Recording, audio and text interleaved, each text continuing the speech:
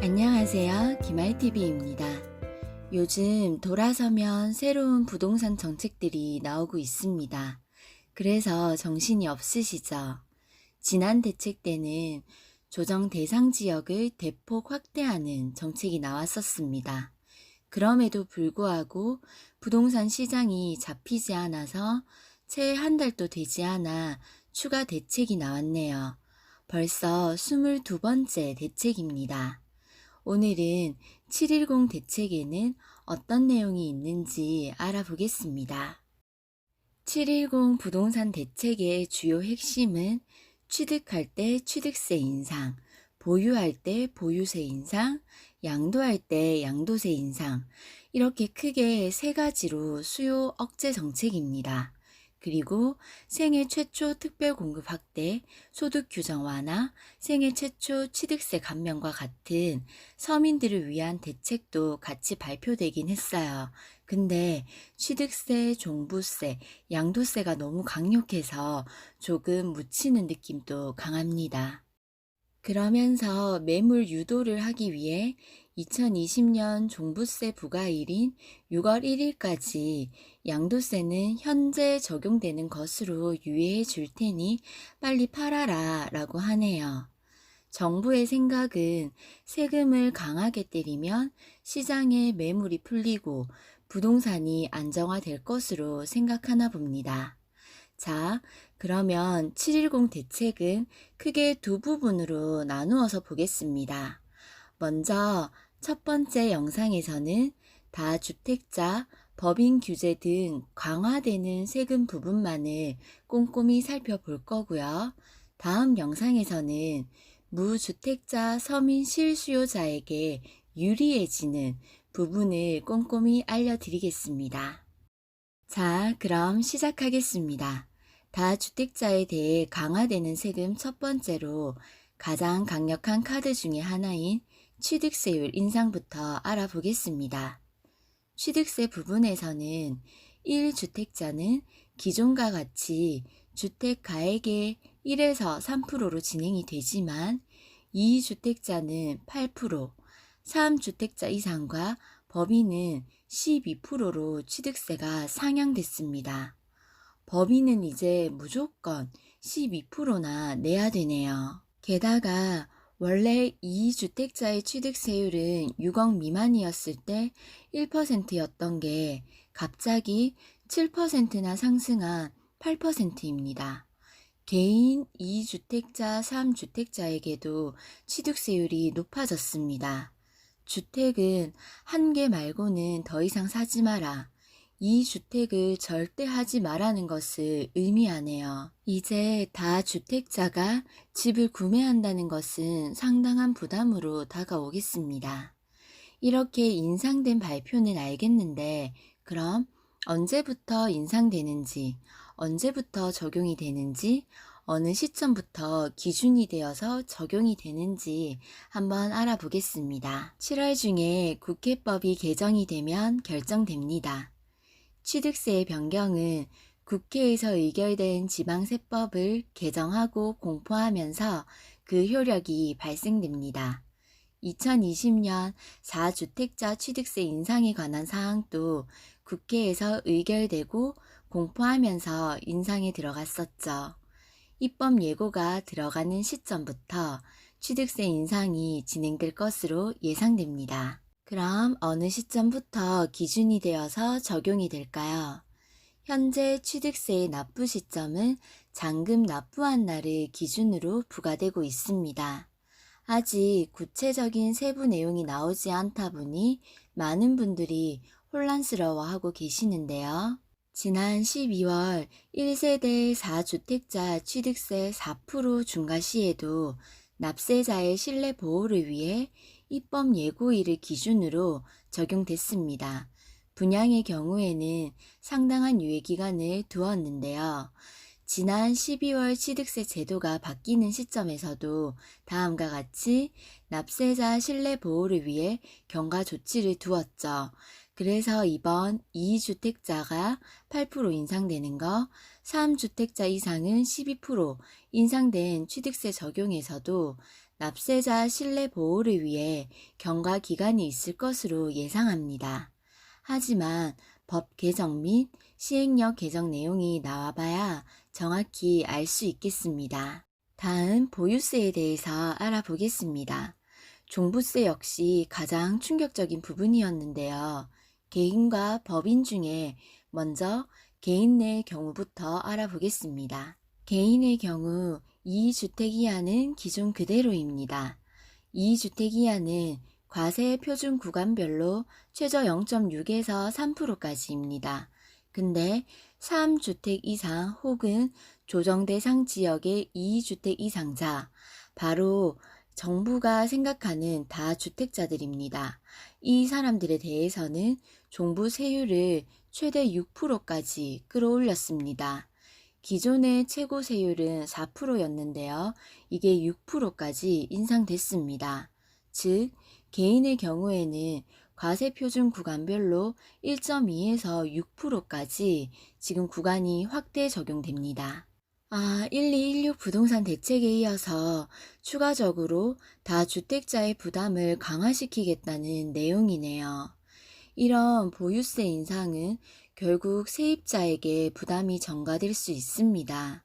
전세 가액이 상승할 수도 있고 월세가 올라가는 역효과가 일어날 수 있겠습니다. 시장의 동향을 잘 살펴봐야 하는 숙제가 생겼네요. 게다가 법인의 경우에는 다주택 보유 법인에 대해서는 기본 공제 없이 6%를 적용한다고 합니다. 다주택 보유 법인에게는 무조건 중과 최고 세율인 6%를 적용한다고 하네요. 법인의 주택분 종합부동산 세액에 대해서는 기본 공제인 6억 원과 세액 부담 상한을 적용하지 않습니다. 여기서 세액 부담 상한이란 매년 일정 비율 이상 세금을 올리지 않는 것, 이것도 없앤다고 합니다. 그야말로 법인은 종부세 폭탄을 맞겠어요. 앞으로 법인을 활용한 주택 투자도 어렵겠습니다. 다음은 양도소득세 부분입니다. 양도소득세 단기매도 중과율 인상과 다주택 중과세율 인상인데요. 이미 주택의 단기 양도차익에 대한 과세는 40에서 50%로 상당히 높은 편이었습니다. 근데 이게 더 강해져서 돌아왔습니다. 양도소득세 관련해서는 중과세율 인상과 주택 입주권 분양권에 대해서 세율이 많이 인상됐습니다. 먼저 단기 양도차익 환수부터 보겠습니다. 주택은 기존 1년 이상만 되면 기본 세율이 적용됐습니다.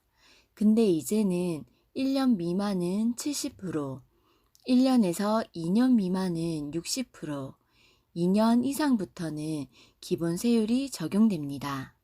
그리고 조정 대상 지역은 기간에 상관없이 분양권 50%로 적용되었던 것이 이제는 모든 분양권에 대해서 1년 미만은 70%, 1년 이상의 경우에는 60%가 적용됩니다. 기본 세율이었던 기타 지역조차도 일괄적으로 60%로 양도소득세율이 조정되었습니다. 특공이든 뭐든 분양받은 물건을 파는 경우 이익을 남게 하지 않겠다, 이런 뜻으로 보여지네요. 즉, 단기로 매도하는 경우 1년 미만 매도였을 때 40%까지 양도세를 냈던 게 이제는 2년 미만도 단기 투기로 보고 양도소득세를 무조건 60% 매긴다고 합니다. 소득보다 더 많은 양도소득세를 납부하게 되네요. 1년 미만일 때는 70%고요. 한 번 더 체크해 두시기 바랍니다. 그리고 규제지역 내에서의 다주택자 중과도 강해집니다. 기존 양도세 중과에서는 규제지역 내의 기본세율에 2주택자는 10%, 3주택자는 플러스 20%가 더 높여져서 중과되었던 게 이제는 각각 10%씩 더 추가되어서 적용됩니다. 규제지역 내 기본세율에 2주택자는 플러스 20%, 3주택자는 플러스 30%가 중과됩니다. 양도세 중과 부분에 대해서는 매물 유도를 위해서 내년 종부세 부과일인 2021년 6월 1일까지 유예 기간을 두었습니다. 즉, 21년 6월 1일까지는 양도세 부분은 현재 적용되는 것으로 유예해 줄 테니 중감하기 싫으면 그 전에 어서 팔아라는 취지입니다. 근데 양도세 부담을 낮춰줘야 매물이 나올 텐데요. 정책이 반대로 가고 있는 건 아닌지 세 부담으로 매물이 더 잠길 수도 있겠습니다. 마지막으로 재산세 부분입니다. 재산세의 경우에는 기존 보유세 납세자를 수탁자로 되어 있던 것을 원소유자로 변경하면서 종부세 부담을 완화하였던 것을 하지 못하도록 막겠다고 하였습니다. 주택을 취득하고 보유하고 양도하기까지 전체적으로 세금 부담이 높아졌습니다. 주택 구매 수요를 낮추려는 의도네요. 근데 이렇게 세 부담을 자꾸 높이면 부담이 전가되는 현상이 생깁니다. 살 때 세금 왕창, 보유할 때 세금 왕창, 팔 때 세금 왕창, 거기다 증여세보다 더 많은 세금을 내야 하는 양도소득세 때문에 증여가 늘어나서 매물이 잠길 수도 있겠습니다. 또 시장에 팔고 싶어도 양도소득세를 많이 내야 하니 못 팔아서 매물이 잠길 수도 있겠네요. 취득세를 많이 내야 하니 매매 가격을 높여서 팔려고 할 테고 양도소득세도 많이 내야 하니 역시 매매 가격이 높아질 수 있겠습니다.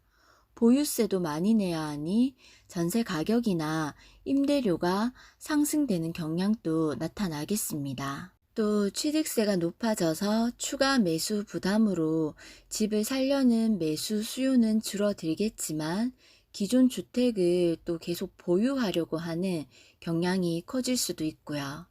정부의 의도대로 시장에 매물이 많이 나와야 할 텐데 초반에는 급매물이 어느 정도 나올진 몰라도 결국엔 매물이 더 잠기지 않을까 우려가 됩니다. 어디까지나 저의 개인적인 의견입니다.